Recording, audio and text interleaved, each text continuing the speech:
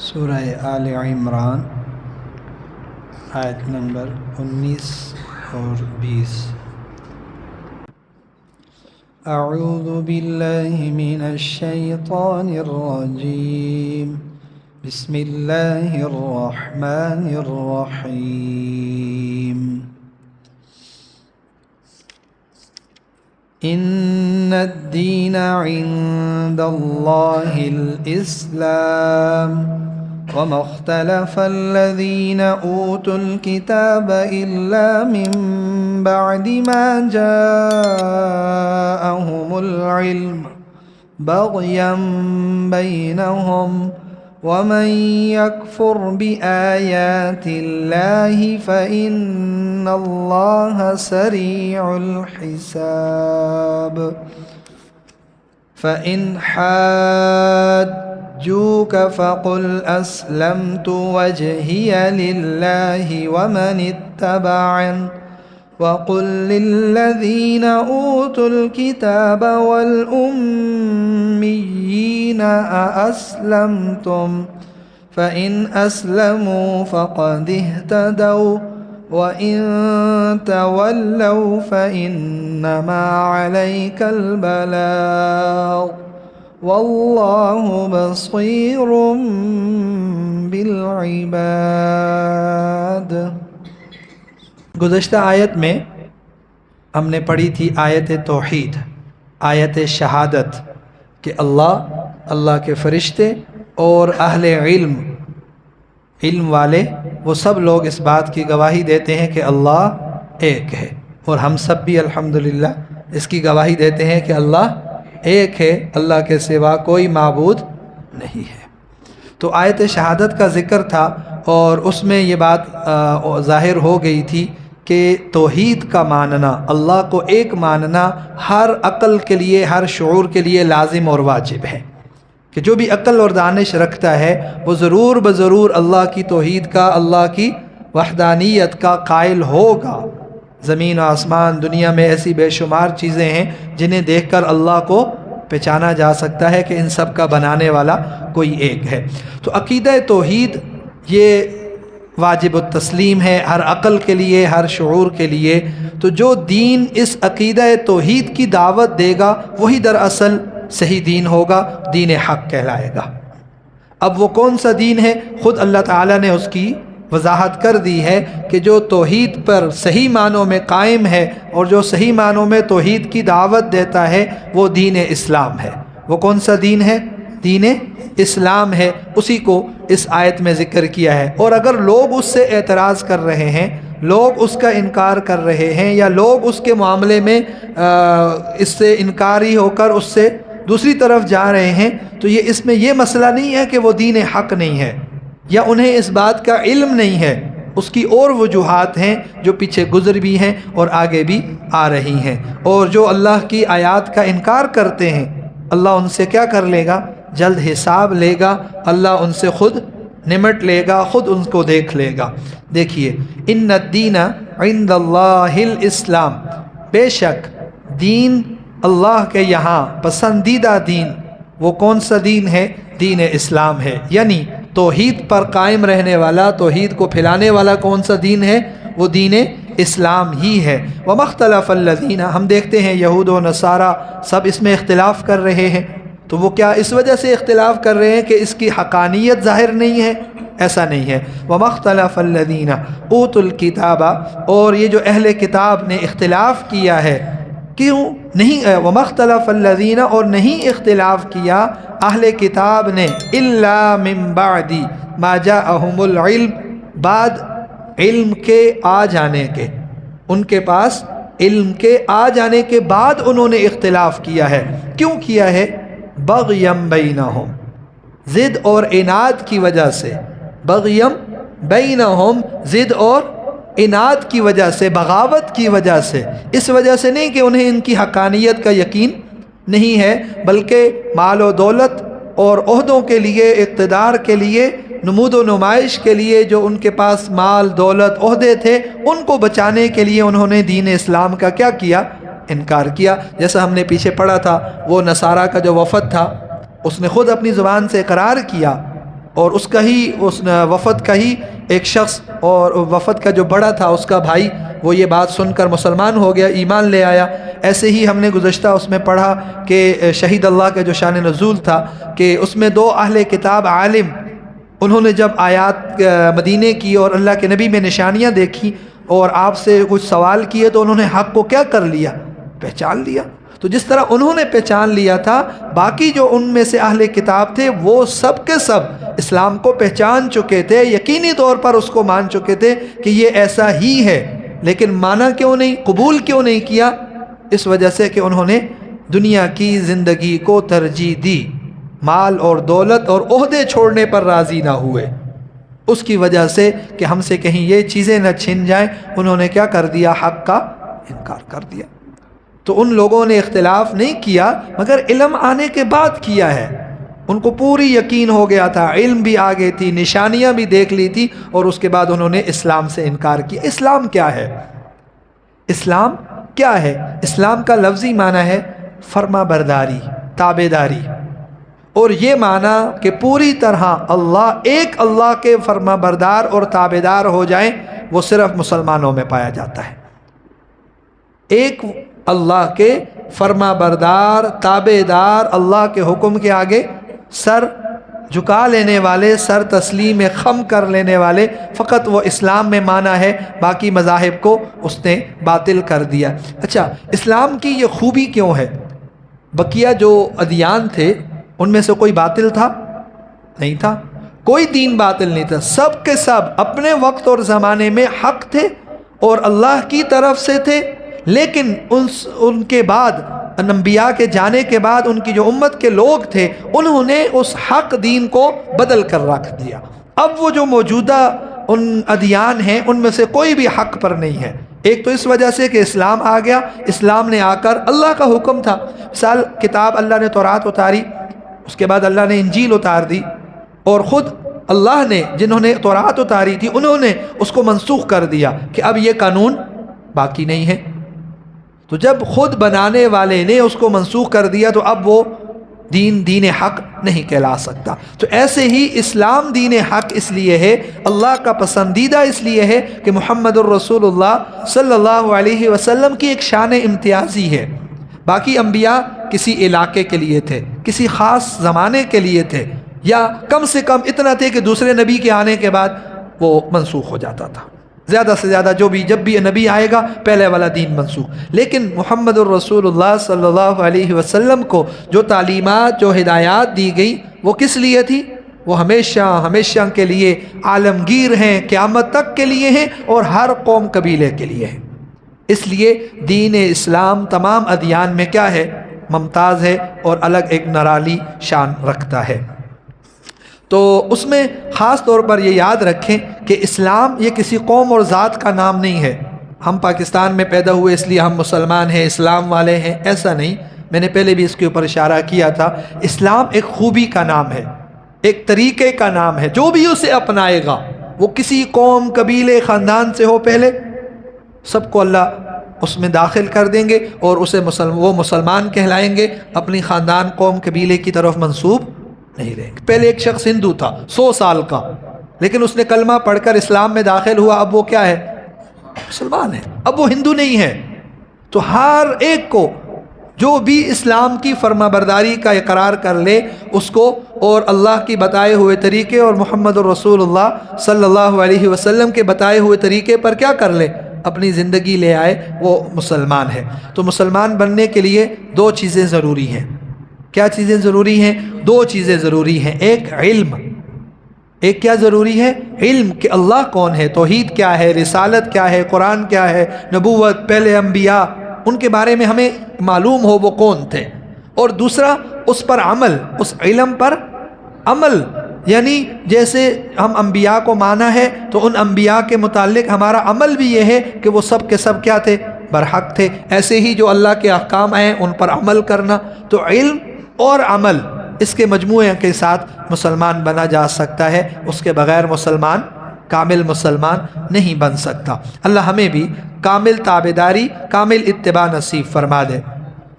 اچھا، اس میں ایک چیز یاد رکھیں، میں نے ایک تو کہہ دیا کہ پہلے جتنے ادیان تھے سب برحق تھے، حضرت آدم علیہ السلام سے لے کر حضرت عیسیٰ علیہ السلام تک سب دین کیا ہیں؟ سرحق کے. اور دوسری یہ یاد رکھیں وہ تمام کے تمام ادیان توحید پر قائم تھے، توحید کے معاملے میں سب متفق تھے. تمام کی تمام ادیان، تمام کتب، تمام انبیاء کی دعوت وہ توحید کی دعوت تھی. جیسے اب ہم کہتے ہیں نا عیسائیوں نے اپنے عقیدے میں الوہیت کو داخل کر لیا، حضرت عیسیٰ علیہ السلام، یہ انجیل کی تعلیم نہیں تھی. حضرت عیسیٰ علیہ السلام کی یہ تعلیم کیا ہے کہ حضرت آدم علیہ السلام سے لے کر حضرت عیسیٰ علیہ السلام تک سب انبیاء کی دعوت ایک توحید کی تھی. ان کی دعوت میں کوئی فرق، وہ دین کوئی باطل، نہ دین باطل تھے نہ دعوت باطل تھی، دونوں برحق تھی. بعد کے لوگوں نے اسے تبدیل کیا، اس لیے اسلام نے آ کر ان سب کو کیا کر دیا. اگر ان میں سے کوئی صحیح حالت میں کوئی حصہ ہے بھی تو اللہ نے خود ہی بنایا، خود اب اس کو ختم کر دیا قانون کو، اب وہ قانون نہیں رہا. ٹھیک ہوگی بات. تو تمام انبیاء برحق، تمام کتابیں برحق، ان کی جو دعوت تھی سب کی دعوت توحید کی تھی. یہ جو اب بعد والوں نے، عیسائیوں نے، یہودیوں نے جو تبدیلیاں کی، یہ انبیاء کی تعلیمات نہیں تھی. یہ دونوں باتیں اپنے اس دین ان اسلام کی اس بات کے ساتھ یاد رکھنے کی ضروری ہے. بہرحال جو اس کے بعد جنہوں نے بھی بے عقلوں نے، کم عقلوں نے دین میں بدل ڈالا دین کو، اور اس کو چھوڑ کر پتھروں کی پوجا کر لی اور صلیب کی لکڑ کے اس کو تختہ بنا کر اس کو عبادت کے اوپر لگا دیا، تو یہ انبیاء کے حصہ نہیں تھا. ہم یہ نہیں کہہ سکتے کہ حضرت عیسیٰ علیہ السلام کا وہ دین باطل ہے. نہیں آئی بات سمجھیے؟ ایک ذہن میں آ سکتی ہے کہ اسلام جب برحق ہے، باقی سب مردود ہیں، باطل ہیں، اس کا مطلب یہ نہیں کہ وہ دین باطل ہے. نہیں، ایک قانون، نیا قانون بننے کے بعد پہلے قانون کی حیثیت ختم ہوگی، لیکن اپنے وقت میں وہ قانون کیا تھا؟ بالکل 100% صحیح اور حق تھا، اس میں کوئی فرق نہیں تھا. وَمَخْتَلَفَ الَّذِينَ، وہ میں نے اس کو آپ کو بتا دیا کہ وہ جو ان کا انکار تھا، جو اختلاف تھا قرآن سے، دین سے، وہ لا علمی کی بنیاد پر نہیں تھا، بلکہ کس کی بنیاد پر تھا؟ ضد اور عناد کی بنیاد پر، بغض. اور اکثر علماء نے لکھا ہے کہ ایک بڑے لمبے عرصے سے ہزاروں انبیاء کی وہ بنو اسحاق میں چلے آ رہے تھے. حضرت ابراہیم علیہ السلام کے 2 بیٹے ہیں، حضرت اسحاق اور حضرت اسماعیل. تو نبوت حضرت ابراہیم کے بعد لگاتار سالہ سال، صدیوں سے کس میں چل رہی تھی؟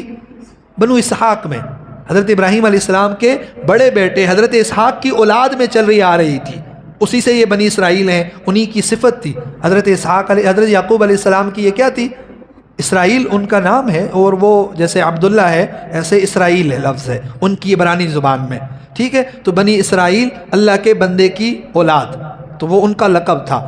تو یہ جو بنی اسرائیل میں چلی آ رہی تھی ایک خاندان میں مسلسل نبوت نبوت نبوت، تو جب وہ وہاں سے منتقل ہو کر بنو اسماعیل پر چلی گئی تو ان کو یہ بات بھی کیا ہوئی؟ ناپسند ہوئی. اور اس پہ بھی انہوں نے اپنے دل میں یہ رکھی کہ بھئی اتنے عرصے سے ہمارے پاس تھا، ہمارے سے یہ شرف چھن گیا. تو اس پر بھی ان کو وہ ہدایت کے ملنے کے بجائے کہ وہ اس کو اپنی ہدایت کی ذریعہ بناتے، انہوں نے مزید گمراہی کی ذریعہ بنا لیا. کیوں چھن گئی؟ ان میں کیوں گئی نبوت؟ تو اللہ کا حکم ہے اور اللہ کی انعام ہے، جس کو چاہے اللہ بنو اسماعیل میں بنائے یا بنو اسحاق میں سے. ٹھیک ہو گیا. وَمَن يَكْفُرْ بِآيَاتِ اللَّهِ، تو جو شخص اللہ تعالیٰ کے احکام کا انکار کرے گا اس سے آپ کا کوئی سروکار نہیں. فَإِنَّ اللَّهَ سَرِيعُ الْحِسَابِ، اللہ سب سے حساب لے گا، جلد لے گا، اور اللہ لے سکتا ہے. اللہ اس چیز پر کیا ہے؟ قادر ہیں. اللہ تعالیٰ ان سے وہ اس کا پورا حساب کتاب لیں گے جو انہوں نے اختلاف کیا. فَإِنْ حَاجُّوكَ، اسی کا اختلاف کا وَمَن يَكْفُرْ بِآيَاتِ اللَّهِ اسی کا دوبارہ اعادہ ہے. فَإِنْ حَاجُّوكَ، بلکہ یوں کہیں کہ اس آیت میں اللہ کے نبی کے لیے ایک خاص تسلی ہے. اسی بات کو دوبارہ ذکر کیا ہے لیکن تسلی کے انداز میں. فَإِنْ حَاجُّوكَ، اے نبی اگر یہ لوگ آپ سے جھگڑتے ہیں، یہ لوگ آپ سے حیل اور حجتیں کر رہے ہیں، فَقُلْ، تو آپ نے دعوت دے دی، آپ نے اعلان کر دیا، آپ نے اللہ کا حکم سنا دیا. فَإِنْ حَاجُّوكَ، اب بھی یہ کر رہے ہیں، سب پوری کی پوری بات واضح ہو گئی، دلائل دے دیے، پورے اس کے اوپر معجزات کا ذکر کر دیا، براہین سب کچھ ہو گیا، ایسی چیزیں جو ایک عقل مند کے لیے کافی تھی. وہ سب کچھ بیان ہو گیا، پھر بھی یہ لوگ انکار کر رہے ہیں، حجتیں نکال رہے ہیں، اختلاف کر رہے ہیں، فقل، تو اب آپ اعلان کیجئے، انہیں کہیے اسلمت وجہی للہ، میں نے اپنے آپ کو اللہ کے لیے خالص کر دیا، میں تو اسلام والا ہو گیا، میں تو اللہ کا تابعدار، فقل اسلمت، میں تو تابعدار ہو گیا، وجہی للہ، میں پورا کا پورا اپنا رخ میں نے کیا کر لیا، اللہ کی طرف تابعداری میں پھیر لیا، اسلمت وجہی للہ، میں نے اپنا رخ اللہ کی طرف پوری طرح تابعداری میں پھیر دیا، ومن اتبعن، اور ان لوگوں نے بھی جنہوں نے میرا اتباع کیا، سب کے سب اپنے آپ کو کیا کر چکے، اللہ کے نام پر مسلمان بن گئے، تابعداری کو اختیار کر لیا اور پوری طرح اختیار کر لیا، اور کس کے لیے، للہ، اللہ کے لیے۔ وَقُلْ لِلَّذِينَ، اب یہ جو لوگ ہیں ان کو کیا کرنا ہے، ان کو یہ اعلان کریں، قل، آپ کہہ دیجئے، لِلَّذِينَ أُوتُوا الْكِتَابَ، ان اہل کتاب کے لیے، وَالْأُمِّيِّينَ، یہ جو جاہل مشرکین، جاہلین مشرکین جو جاہل لوگ ہیں، ان کے لیے بھی آپ یہ اعلان کر دیجئے، فرما دیجئے، اَأَسْلَمْتُمْ، کیا تم اسلام لاتے ہو، تابعداری اختیار کرتے ہو، انہیں کہیے کیا تم تابعداری اختیار کرتے ہو، فَإِنْ أَسْلَمُوا، یہ لفظ ہم نے پڑھے ہوئے ہیں، اس لیے ہم نے 2 آیتیں آج کی ہیں، سب لفظ تقریباً ہم نے پڑھے، فَإِنْ أَسْلَمُوا، اگر تم تابعدار ہو جاؤ، فَقَدِ اهْتَدَوْا، تم ہدایت پا گئے، جیسے بھی ہو، جاہل ہو، مشرک ہو، جو کچھ بھی تھے، جب تم نے کیا کر لی، اسلام لے آئے، تابعداری اختیار کر لی، توحید کا اقرار کیا، نبی علیہ السلام کی رسالت کا اقرار کر لیا، فَإِنْ أَسْلَمُوا فَقَدِ اهْتَدَوْا، تم پہلے جیسے تھے اس کا کوئی اعتبار، اب تم ہدایت یافتہ ہو، فَقَدِ اهْتَدَوْا، اگر تم اسلام تابعداری اختیار کر لو تو تم راہ پر آ گئے، تم ہدایت پا گئے، وَإِنْ تَوَلَّوْا، اگر وہ لوگ اعتراض کریں تو پھر انہیں کہہ دیجئے فَإِنَّمَا عَلَيْكَ الْبَلَاغُ، اللہ اے نبی آپ کے ذمے جو تھا وہ ہو گیا، فَإِنَّمَا لفظی معنی فَإِنَّمَا عَلَيْكَ الْبَلَاغُ، بے شک آپ کے ذمے بلاغ پہنچا دینا تھا، آپ کے ذمے کیا تھا، علیکا، آپ کے ذمے تھا البلاغ، پہنچا دینا، تبلیغ کرنا، جسے ہم کہتے تبلیغ کرنا تھا، اب وہ نہیں مانتے، واللہ بصیر بالعباد، اللہ ان بندوں کو کیا کر لیں گے، دیکھ لیں گے۔ اس میں 2 اشارے ہیں، ایک تو یہ کہ وہ جو کافر ہیں وہ بھی اللہ کے بندے ہیں، وہ بھی کس کے بندے ہیں، وہ نہ مانے وہ ان کا مسئلہ ہے، لیکن ہیں وہ دراصل کیا، اللہ کے بندے ہیں، اور واللہ بصیر، اور اللہ اپنی مخلوق، اپنے بندوں میں سے ماننے غیر ماننے والے سب کو کیا کر رہے ہیں، بصیر، دیکھ رہے ہیں، جیسے ہم کہتے ہیں نا تجھے میں دیکھ لوں گا، یہ وہ والا دیکھنا ہے، یہ نہیں آنکھوں والا دیکھنا نہیں، دوسرا والا، تو واللہ بصیر بالعباد، اب آپ کا کام ختم، اب اللہ انہیں خود دیکھ لیں گے، ان کے ساتھ کیا حشر کرنا ہے، کیا معاملہ کرنا ہے، یہ ان کو دیکھ لیں گے۔ اچھا، اس آیت کے تحت حضرت مولانا اشرف علی تھانوی رحمہ اللہ تعالیٰ نے لکھا ہے کہ یہاں پر کوئی یہ شک نہ کرے کہ جہاں بھی کوئی منکر ہو اسے یہ کہہ دو کہ فقل اسلمت وجہی للہ، میں تو مسلمان ہوں، تو جو چاہے کرو، ایسا نہیں ہے، یہ ہر ایک منکر کے لیے نہیں ہے۔ جیسے ہمارے یہاں کہتے ہیں یہ سنو کی اسی تھے، اپنی قبر آپ اپنی قبر، نہیں، یہ ہر ایک کے لیے نہیں ہے، یہ جو فقل اسلمت، یہ وہ لوگ ہیں جنہوں نے علم بھی تھا، دلائل بھی دیکھے، پوری اللہ کے دین اسلام کے سچ اور حق ہونے کو پوری اپنی آنکھوں سے، کھلی آنکھوں سے دیکھ لیا، دل سے، زبان سے مان بھی لیا، دل سے قبول نہیں کیا، زبان سے وہ اقرار کرتے تھے، یاد ہے نا وہ وفد نصارہ کے اس امیر کا، سب سے بڑے عیسائی پادری کا قول تھا کہ میں نے جو ان کو دیکھا وہ برحق ہیں، تو کہا مانتے کیوں نہیں ہو، ٹھیک ہے، تو وہ زبان سے اقرار کرتے تھے، دل سے نہیں مانتے تھے، ٹھیک ہوگی بات۔ تو انہوں نے لکھا ہے کہ یہ ان منکرین کے لیے ہے کہ جنہوں علم حاصل ہو گیا، جن کو یقین کی بنیاد تک پہنچ چکے تھے، لیکن انہوں نے یقین کو اختیار نہیں کیا، یہ ان لوگوں کے لیے جواب ہے، ہر ایک کو نہیں، باقیوں کو دعوت دیتے رہنا ہے، باقیوں کو دعوت دیتے رہنا ہے، خاص وہ لوگ جو عالم ہیں، پڑھے لکھے ہیں، قرآن پڑھا، دیکھ لیا، سن لیا بارہا، اب ان کو سمجھ بھی آ گئی ہے، لیکن انہوں نے کہا کہ ہم نے ماننا، یہ ان لوگوں کے لیے ہے۔ فقل ان کو آسان طریقہ ہے کہ جب ایسے لوگ آپ کے سامنے آ جائیں، آپ کو پتہ ہے میں نے اسے سمجھایا، اس کو سمجھ آ گئی ہے لیکن وہ مان نہیں رہا، تو یہ بات کس کے لیے ہے، اس کے لیے ہے کہ ایسے شخص سے بحث پھر نہیں کرنی چاہیے، پھر اس سے بحث اگلا بندہ اگر جاننے والا ہے تو اس سے بحث ہم نے نہیں کرنی، اسے یہ اعلان کر دینا ہے اسلمت وجہی للہ، میں تو اللہ کا تابعدار ہوں پورے کا پورا، تم ہوتے ہو تو ہو، نہیں ہوتے تو نہ ہو۔ ہر ایک کے لیے نہیں ہے، اس کو یاد رکھنا ہے۔ تو یہ سب کے لیے نصیحت ہے کہ بحث مباحثے کے بجائے سمجھائیں، سمجھ جائے، ٹھیک ہے، نہیں سمجھے تو اسے اس کے حال پر چھوڑ دیں۔ اللہ تعالی ہم سب کو دین اسلام کی سمجھ اور صحیح معنوں میں اخلاص کے ساتھ اپنے لیے ہمیں اور ہمارے دین کو، ہماری تابعداری کو اللہ کیا کر لے، خاص کر لے۔